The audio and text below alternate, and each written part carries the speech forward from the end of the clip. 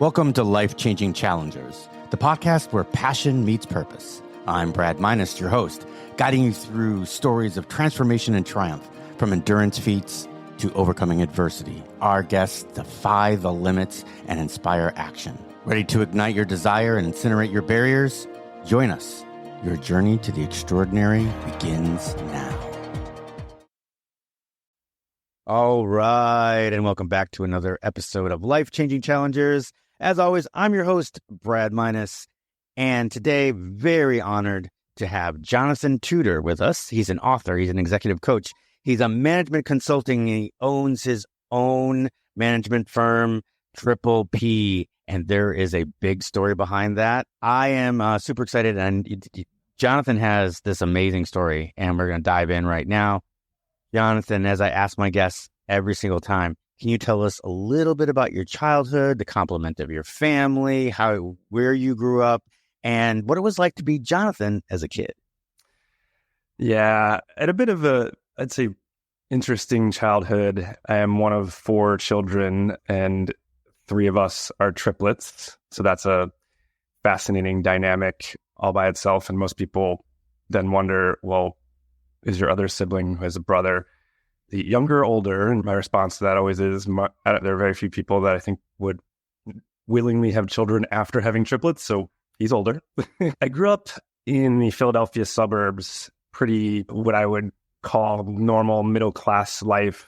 Parents extremely supportive, both with their own careers. My mom later in life with her own career, but we were, as children, very close, particularly my triplet siblings, just by nature of sharing a womb for that long, had that additional connection. But yeah, I mean, it's a great childhood, pretty much anything that I ever could have wanted or expected. Any sports, extracurriculars, stuff that you really enjoyed? I played a lot of tennis. I wasn't the greatest tennis player, but I played in some tournaments outside of high school tennis. And my triplet brother and my sister played in college, so they were more of the athletes than I was. One of my favorite stories as a little kid, which my dad told me when I was much older, was when we were throwing the baseball around in the backyard. He said at one point he thought I was hopeless. So if that gives you a sense for my athletic talents. So sports, I did my best, but I wasn't the most athletic. I played the piano for a little bit. Nothing else really from an extracurricular standpoint. What did your dad do? My dad actually just recently retired. He is a public finance attorney, so he does a lot of municipal bond deals and that sort of thing, very technical stuff. But just recently retired, although he's still doing a little bit of work on the side. But always interesting to listen to him talk about his work at the dinner table, although I still don't fully understand it. But it doesn't sound like it could be all that exciting, municipal bonds and stuff. But you know what? If your dad could make it sound exciting, good for him. That's cool. So did you excel in high school? Did you do any extracurriculars in high school? Yeah, high school I did well. In fact, an interesting side story, I just reconnected with my 11th grade English teacher she's actually in my acknowledgments in my book, just however many years later. She had that much of an impact on me. So really lucky to have a couple of really phenomenal teachers in high school. As I mentioned, I played tennis in high school. That was my main extracurricular. Played a little bit of piano, that sort of thing. And a big, huge Philadelphia sports fan. I got to throw that out there too for your Philadelphia fans that are listening. That's exactly what I was about to ask. I was about to say, Eagles fan? Of course. And I've now lived in the DC area longer than I lived in Philadelphia, but once the Philadelphia sport's in your blood, you can't let them go. I hear you. Like I said, grew up in Chicago, and I've been away from Chicago longer than I lived there, and I'm still going to be a Chicago Bear fan, whether they win or lose, and more lose than not. So, but that's a whole different story. As long as you're not the stereotypical Philadelphia fan, I'm good with you. I was waiting for you to bring that up. Yeah, no, that's not me, but yeah, there are quite a few interesting fans out there for sure. Yeah, unfortunately. So what did you, I'm assuming you went to school, you went to college? Yes. Where'd you go to school?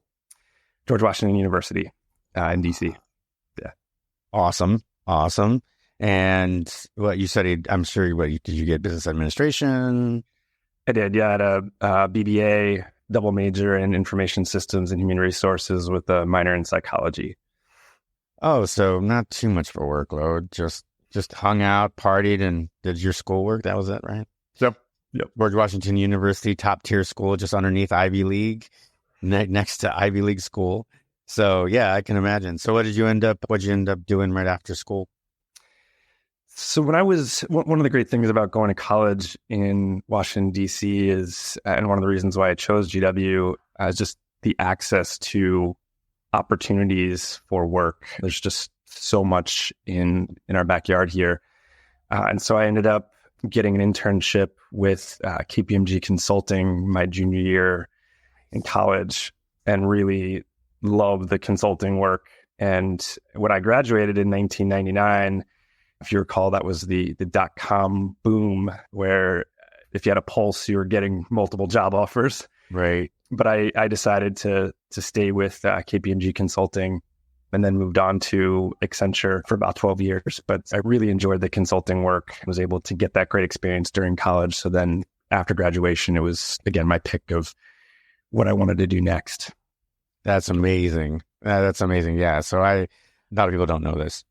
So, and I tend to save a couple of little anecdotes for myself through these episodes. So I'm not giving it all away one at one time, but my day job is, once I got out of the military, my day job is I'm an IT project manager. And throughout my course of time I've been a consultant basically the whole time, just basically anywhere from 3 months to 3 years, I've stayed on a project, and I've worked and hired KPMG and Accenture for certain things that I've done. When I worked for JP Morgan, I hired Accenture. So small world, a little bit of a good parallel there. Yep. So, all right. So let's get into the meat. Something happened around age 30? Yes. Yeah. Again, as a lot of people ask me, what was life like before this life-changing event? And as I look back on it, again, I hesitate to use the word normal because that has so many different meanings to it, but it pretty much was. And I was at Accenture at the time, but I was working in my studio apartment in Woodley Park late at night, as I typically did back then. I was working easily 80 plus hours a week. And next thing I know, I'm waking up slumped over on my bed, which abutted my desk. And I had no idea what happened. I shrugged it off I somehow fell asleep, which was very odd for me. I didn't typically fall asleep while working, even if it was late at night. So I just got in bed, slept it off, woke up early to finish my work, went to the client site the next day, which was in Arlington, Virginia, with the State Department. And I was in a meeting with my client counterpart, and we're talking, and the next thing I know, I'm waking up in the ER. And as they described to me what my client saw, what he said was, John was talking, his eyes rolled back in his head hit the desk, he fell down on the floor and shook a little bit. That was the description. And the ER did the blood work and other tests. Everything was normal. And we, at the time, chalked it up to sometimes the body does strange things and needs to reboot, right? I certainly didn't have any idea that it was anything serious, even with what had happened the night before, right? So now there's two events that are anomalies. About a month or two later, I was traveling to Ottawa, Canada with the State Department. I was in a meeting at the U.S. Embassy there. And again, next thing I know, I'm waking up in ER in Ottawa. And the doctor walks in and says to me pretty brusquely, based on the account that was described to us and some of the previous events, you have epilepsy. Here's Dilantin, and walked out of the room. And is that just the way they are in Canada? It's just abrupt. Hey, you got to have epilepsy. Here's your medication. I'm out. I'm sorry for your Canadian listeners. That was just my experience in that Ottawa ER. No, and I can't speak to all the Canadian hospitals, and my mind was just racing, and I couldn't even utter a word before he left, right? I had just so many questions. Wait, epilepsy? What? I'm just going to take medication now? Like, what? So my boss got a call from the Accenture security operations team, which is the group that monitors any Accenture people that were traveling overseas. So we were on a project that was putting people over the world all the time. So she would get phone calls from them frequently. And the crazy story there is they called her and told her that, quote, John Tutor passed away, when they meant passed out. Away and out changes the meaning of that sentence significantly. Canada have a different language? Is there something? Are we missing something here? Yeah, exactly. I had to make light of it, but I get it. Man, I just can't imagine. And all these, so we've talked about 3 different times, and you have no recollection of anything, of any of it? No. And did you, when you woke up in the ER both times, did you feel anything different? Was you a headache? Were you nauseous? I was sore in parts of my body that I typically wasn't sore. That was probably the biggest difference. And I felt a little foggy, but it's still, at that point, I still was very unsure of this diagnosis. It just seemed way too quick with very limited information. And quite frankly, I didn't know much about epilepsy at that point. Like many people don't. Epilepsy, at the time, I thought, okay, grand mal seizure. That's not even the medical term for it anymore. It's now referred to as a tonic-clonic seizure. But yeah, just what? Yeah. So when my boss got the phone call, she called my colleague who was with me and confirmed, no, John's alive. He passed out. So we got that cleared up. She then called my parents, who then called my brother because they were both traveling for work. And my brother got on a plane from DC out to Ottawa and came to the ER and took me back to DC on the next flight out. And then soon after, I went to see a couple different neurologists and decided on one who I really liked a lot. We just connected well. She seemed to care about my case. And I asked her, I said, why Dilantin? Because that was not one of the drugs that she was recommending. And she was pretty direct about the fact that, yeah, I don't really prescribe that anymore. Dilantin was the first anti-seizure medication that came to market, and there have been many medications since that have surpassed it. So that was a little bit frustrating too. It's like, well, okay, first, you don't even give me a chance to ask you questions. Then you give me medication that a lot of people aren't even prescribing anymore. What's going on here? So just a lot of stuff at this point. There's so much confusion and uncertainty. She didn't directly diagnose me with epilepsy at that point, but based on everything that I described to her, she said it's very unlikely. It's very likely that's what we're dealing with, and let's just continue to monitor it. Over the next couple of years, I continue to have seizures on I wouldn't say a frequent basis, but on enough frequency where we had to play with the medication a little bit. And then I hit a period of time where for a number of years, I was seizure free. Oh, nice. The medication was working. Maybe lifestyle had something to do with it. But I started doing some research, and there's actually a fair amount of people that, quote unquote, outgrow their epilepsy. And I thought, okay, maybe that's me. Maybe I'm one of those lucky ones.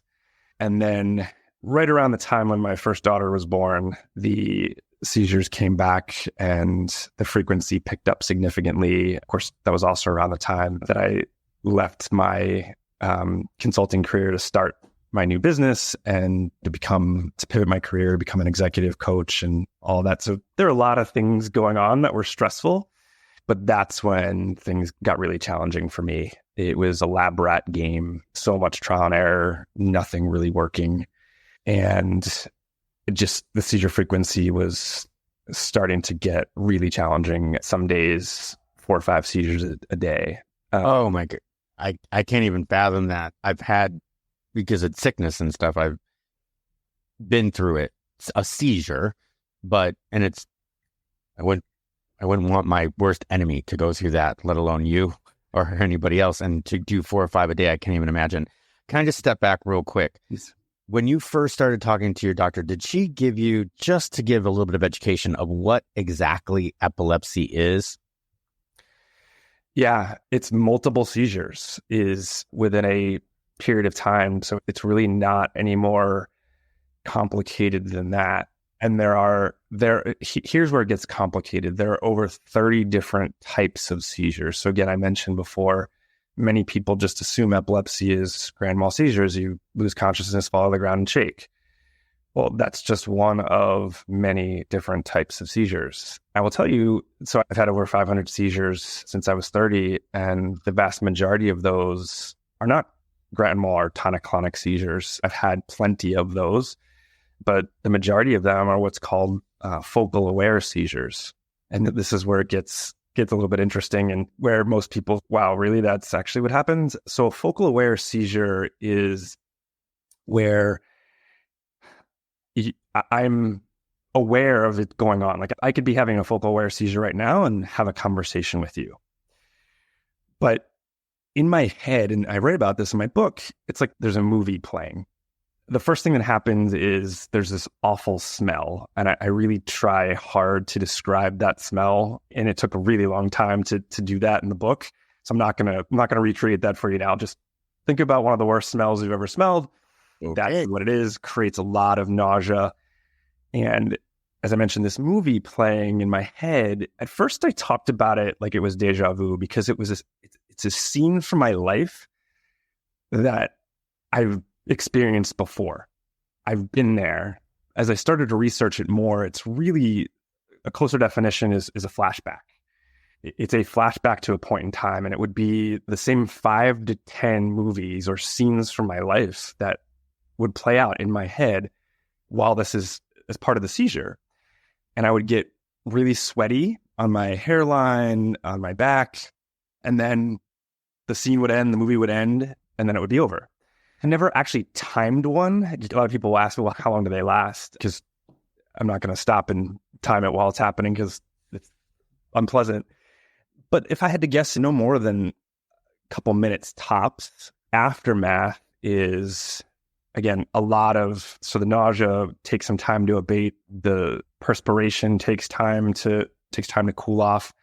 And then it really leaves me with a dullness. The analogy I use in the book is it's like trying to write with a dull pencil, where the lines are just not crisp. So sometimes, if you write with a dull pencil, it's hard to read your own handwriting. That's what it feels like. Tasks that were simple before become more challenging. So that's the best way for me to describe a focal aware seizure. Many people are surprised that, wow, that's actually what happens. Because again, it's completely invisible to the outside world. You wouldn't know it. And there are other types of seizures that are like that. So anyway. Wow. So you said the tonic-clonic, grand mal, that's basically you're basically falling unconscious and you've got muscular trembling and then, convulsing basically. And then the focal aware is that you've got something totally different than what you've been thinking about going on inside your head. Anicubes get sweaty, the rest of you get sweaty, but then that's only a couple of minutes and then you're back. Yeah. So, all right. So just wanted to clarify that. So if anybody out there is feeling something that maybe you should think about going to see a neurologist, is there any other types of surgeries seizures that you can tell us about? Yeah. So there are focal unaware seizures. So similar to what I described in the focal aware seizure, except you wouldn't be able to have a conversation. Your mind is shut off at that point, and your body kind of shuts off.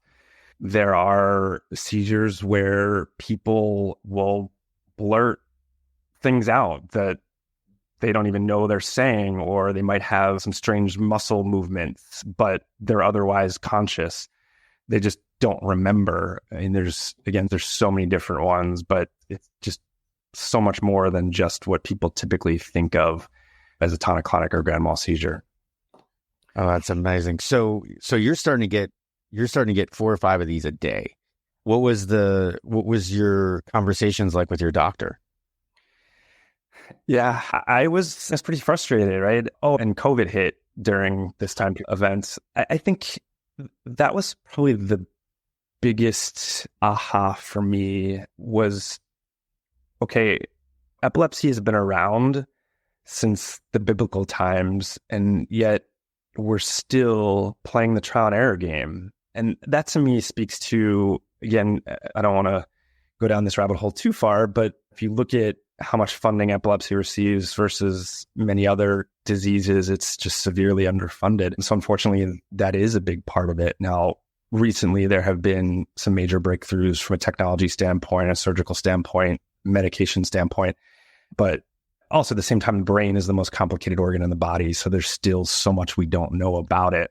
But yeah, it was, one appointment would be, okay, well, let's up your dosage of Lamictal. Okay, that didn't work. Okay, let's pair it with Depakote. Oh, that didn't work. Let's pair it with blah, blah, blah. Oh, that didn't work. How about you take some vitamin D? Oh, that didn't work. Right. And it just, like, there's got to be something better. Yeah, it's like throwing spaghetti at the wall and see which one of them sticks. Yeah. That's horrible.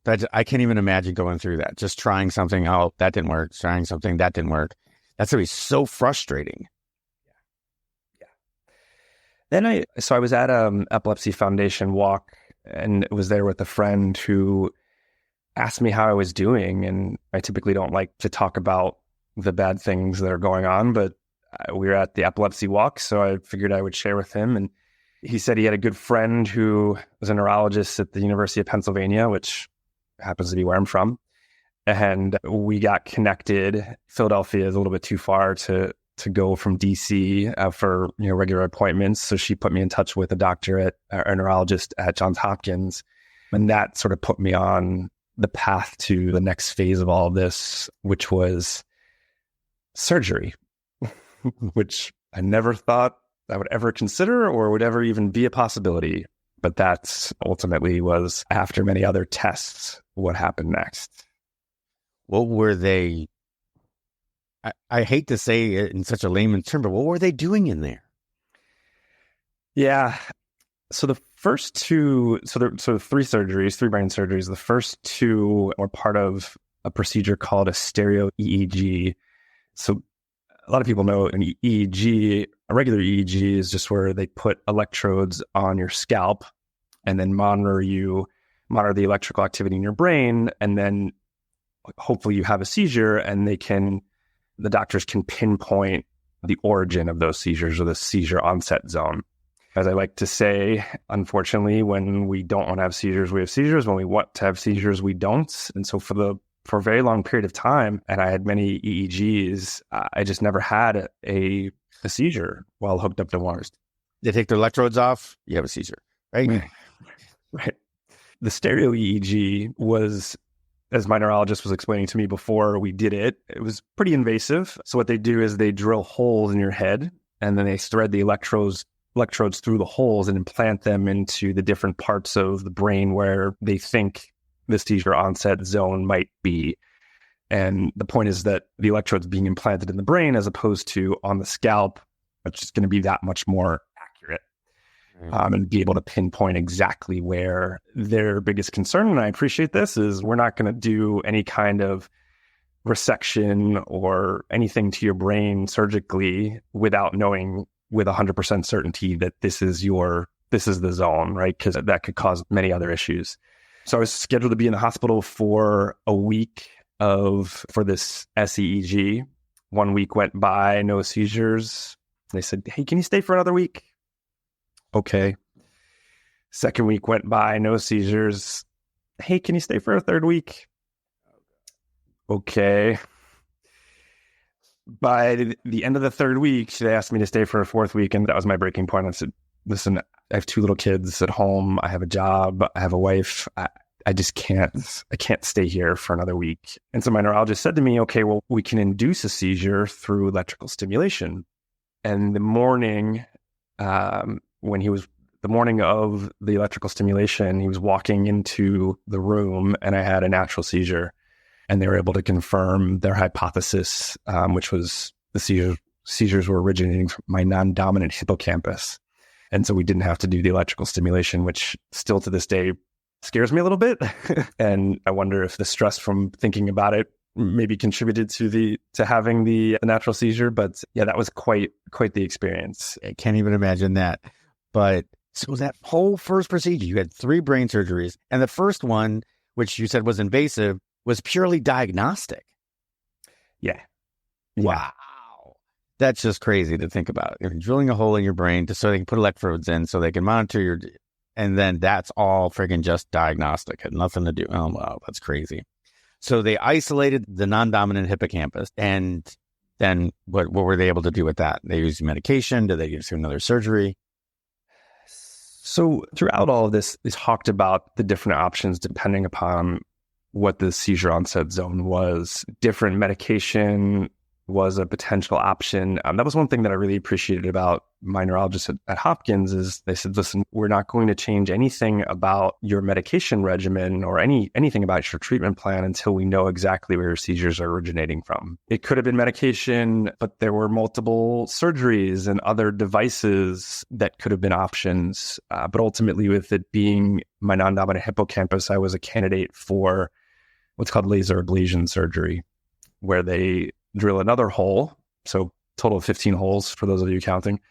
They insert laser fiber through that hole and then literally burn or ablate that part of the brain. So that my non-dominant hippocampus, they do all this through robotics and following MRI images. It's really high tech now. The concern is that if it gets too hot, that it could ablate.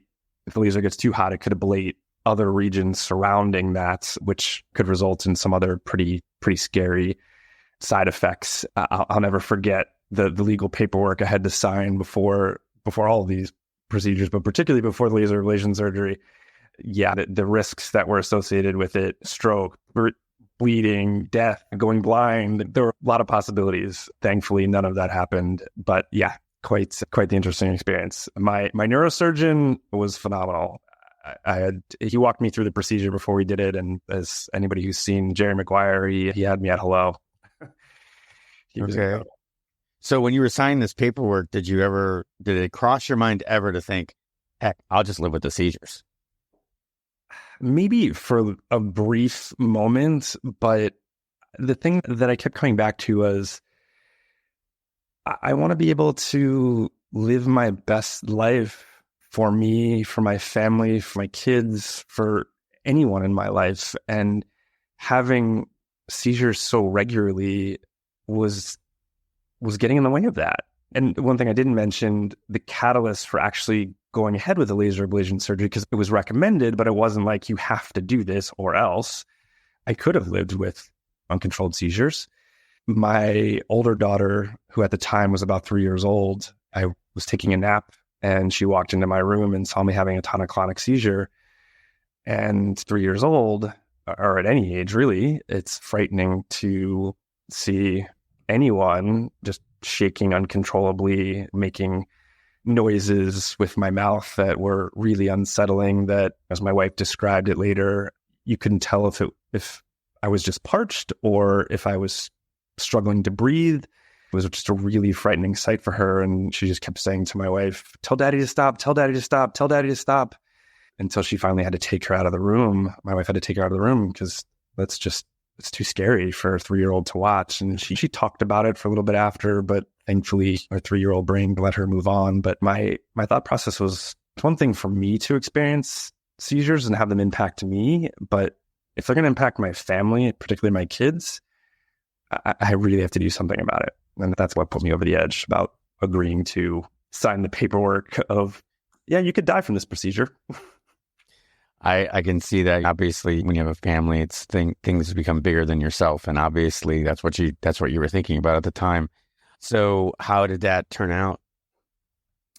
Yeah, it went as planned, as they say. The recovery time was actually fairly short. It was a couple of days in the hospital. Soon after, for the next number of weeks, months, really, actually many months, I was not myself. I was extremely exhausted, just very low energy. I would randomly fall asleep in the middle of the day. It just wasn't me. And my wife, who is very attuned to me and my personality, just one day came to me and she said, this isn't you. We need to do something about this. I went back to Hopkins. They did some more tests and many more tests, procedures. We did T-scans, MRIs, you name it. And everything seemed normal, which is good and bad. And then my wife, as this continued after I got back from Hopkins, said to me, I think you're depressed. You haven't smiled in a week. And that sort of knocked me over. I've definitely dealt with a lot of negative stuff in my life like everyone else does, but I'd never been depressed before. I didn't really know what that meant or felt like. And I had no other explanation. So I went to see a psychiatrist and he ran me through the gamut of depression questions and passed with flying colors. So medication for that actually really seemed to help. Interesting. Yeah. It's so interesting because you just went through all of these. You went through months and months of where you were doing 4 to 5 seizures a day. Finally get to a point you would think, the average person would think that, oh my God, we're not going to say cured, because obviously it's too complex for that. But he's gotten to this point where hopefully he's not going to have another seizure, or they're going to be tremendously diminished. You should be happy about that. No more scaring your kids, no more worrying about where you can be at work or everything like that. You would think that you would be like overjoyed.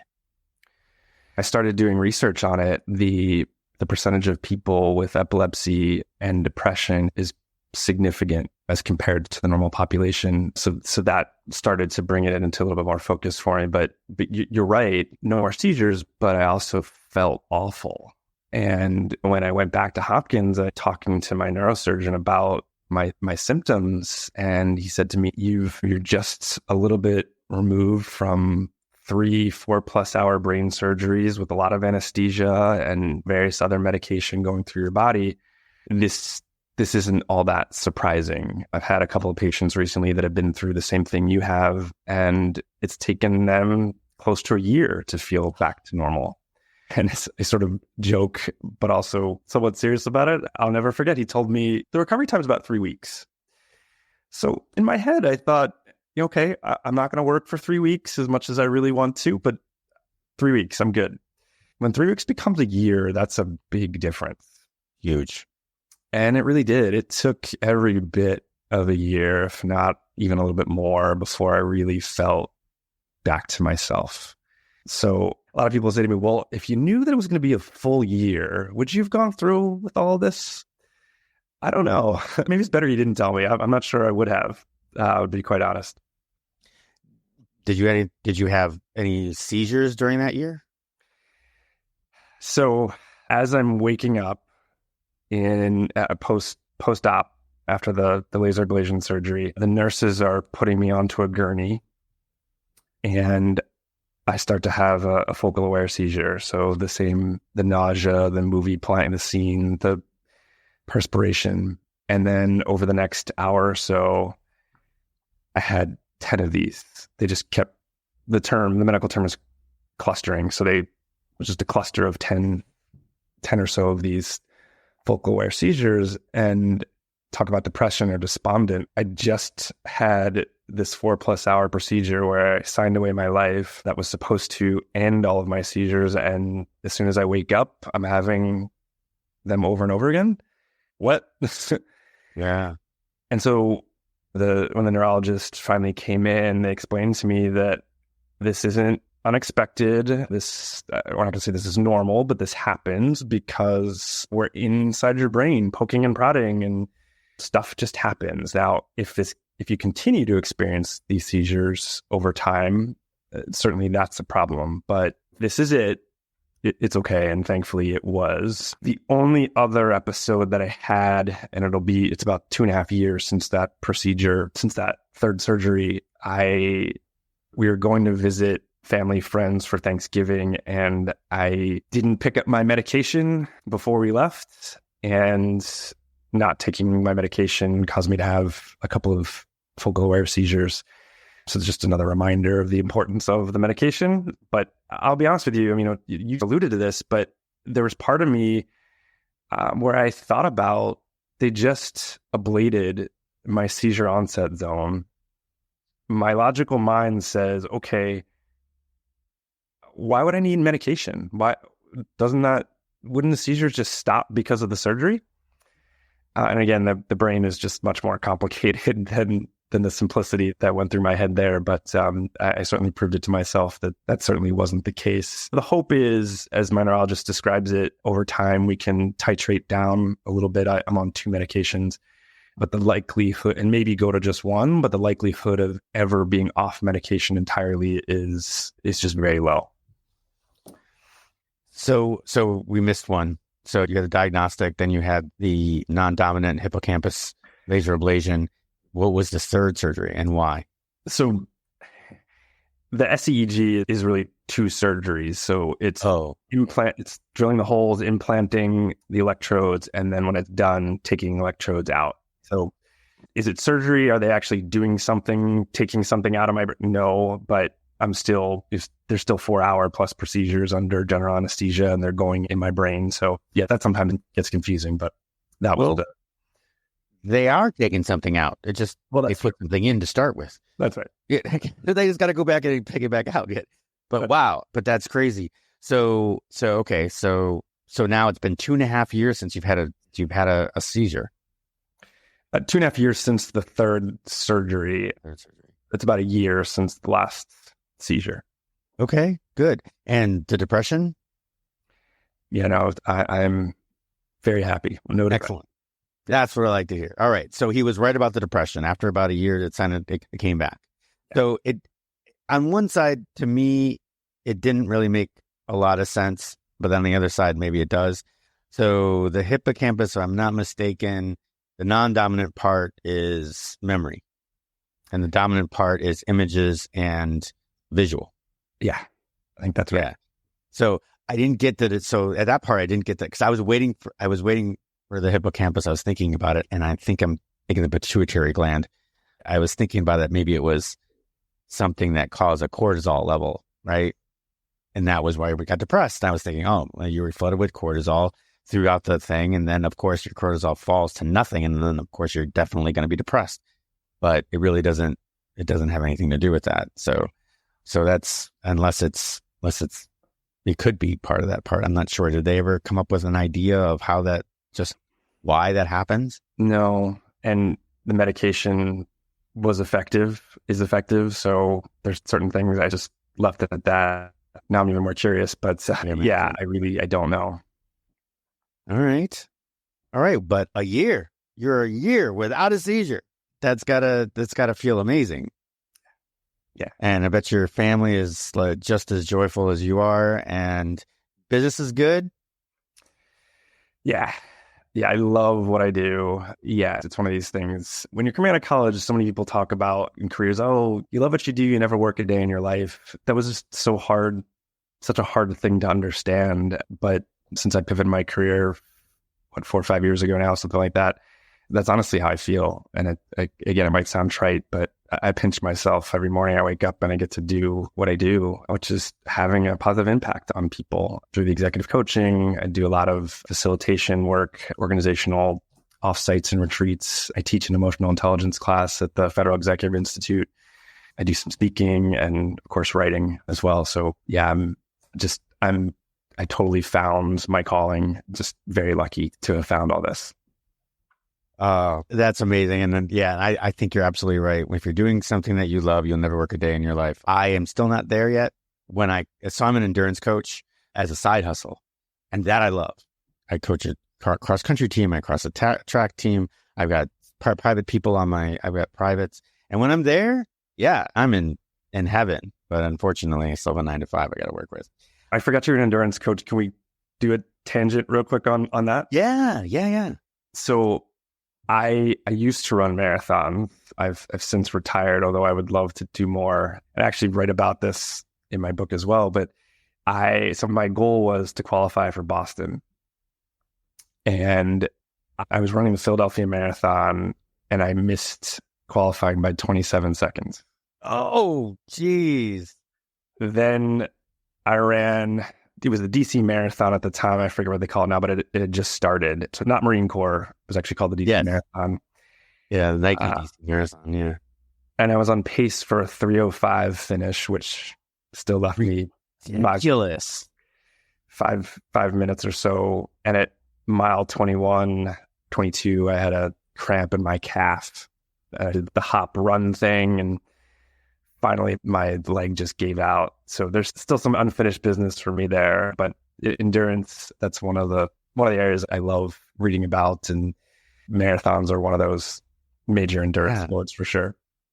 Very cool. Yeah, no, Marine Corps was actually my very first marathon. Well, obviously I was living in DC. Question for you though, as far as the marathons go, pre, post, during epilepsy, your years of being epileptic? Yeah, during, but not the real challenging times, not that area where you were doing 3 to 5 a day. Right. Yeah. Well, but you didn't go when you got after surgery, you didn't go back to running again? I still run a little bit, but and I can't blame it on the surgery. It's just more life and kids and commitments. So yeah, absolutely. Absolutely. You know what I mean? And as a marathon runner, you'll get the bug again. Somewhere down the line, you'll get the bug. Maybe you'll be driving down the Washington Memorial Parkway and you'll see those guys running on the side. And you'll be like, man, I really want to do that again. And it'll happen. And if you want to, give me a call. We'll put a plan together for you. Make sure that it fits your lifestyle, and we'll knock it out of the park. Yeah. But yeah, that would be amazing. So I've done 37 marathons, and it's just like, but my heart and soul is triathlon. So that's where my heart is. I love coaching triathlon, and of course, because triathletes are crazy. Why suck at one sport when you can suck at 3? So it's where I am with it, but yeah, no, that's fantastic. But and I might have the wrong URL, but the URL I have has got me to the point where it says that you are releasing the book, and it's going to be called Starting Over. Yeah, I need to. I'm in the process of finalizing a new website, and so I'll give you that once it's up and running. As authors know, the book titles tend to change many times, as mine has. So yeah, that was an older version. The book officially is called Seizing Today, and the subtitle is Discovering Purpose and Authenticity in a Life-Changing Diagnosis. Nice. I was going to say that because you had that written on your profile, and I was like, "Why did he change it? That's such a great title. Why would he change his title?" And I saw the Starting Over one. I was like, "Oh no!" So I'm glad you're keeping that one. I think it's a better title. It's more captivating, and it'll catch people's attention a little bit more. But so Seizing Life, and Seizing Today. Perfect. I love that. I love the play on words, and then the subtitle. And say that again for us. Discovering Purpose and Authenticity in a Life-Changing Diagnosis. Love it. Seizing Today, Discovering Life and Authenticity in a Life-Changing Diagnosis. Love it. It's going to be great. When do you have are we close to a date of release? We're close. So I'm done with the writing. Again, as other authors listening probably know, the book cover design has been the bane of my existence. So we're almost there, but I can't submit, the publisher can't submit my files to the printer until the book cover design is done. So I'm really hoping that'll be this week. But if I had to guess, publication date at this point, September, I think is realistic. But I'll certainly let you know once I have an actual pub date. Perfect. So I'm going to get a new URL. I'm not even going to post this one because it's out of date. I'm not going to post that one, but I am going to post that Jonathan's business, Triple P Consulting, is going to be tripplepllc.co. And I'm going to post that in the show notes. And is there a social media that you spend more time on than another? LinkedIn, and my handle is Jonathan-Tuteur, Tuteur. I'm on Facebook a fair amount. I know I should be on Instagram and Twitter or X or whatever it's called, but I just haven't quite gotten there yet. So LinkedIn is where I spend most of my time. Yeah. Well, as being an author and business management consultant and executive coach, I think I think LinkedIn is pretty much where you need to be. X probably. Instagram here or there when you start making videos, or you start making videos of the book. If you're doing, I'm sure your publicist or somebody can make like B-roll stuff with like little designs about your book and stuff. That would be cool. But other than that, I think you're in the right place. I think the people that will read your book are going to be on LinkedIn. I think that's where I think LinkedIn and Facebook. I really think that's where your audience is going to be. That's my opinion. Just my opinion. And of course, you're doing podcasts, so we're good with that too. Just keep guesting on podcasts and getting people out, getting your name out there and stuff. So it's going to be great. So yeah, so Jonathan Tuteur and Triple P Management Consulting, and it's tripplepllc.co, and Facebook and LinkedIn. It'll all be in the show notes, ready to go. And hopefully we're going to get a URL for the release of the book. We'll have that in there as well. And it's going to be, I can't wait to read it. I am so excited about it. So Jonathan, thank you. Thank you so much for this. This is fantastic. And what you've gone through and come out of is nothing short of amazing. Thank you. Thank you, Brad. I really appreciate it. I appreciate you, my friend. So for myself and Jonathan, this is Life Changing Challengers, and we'll see you in the next one.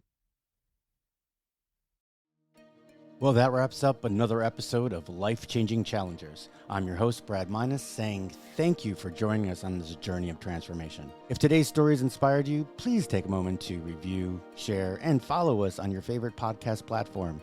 Your support helps us reach more listeners and create an even bigger impact. Remember, every challenge is a chance to grow. Until next time, keep pushing, keep challenging, and never stop pursuing your extraordinary.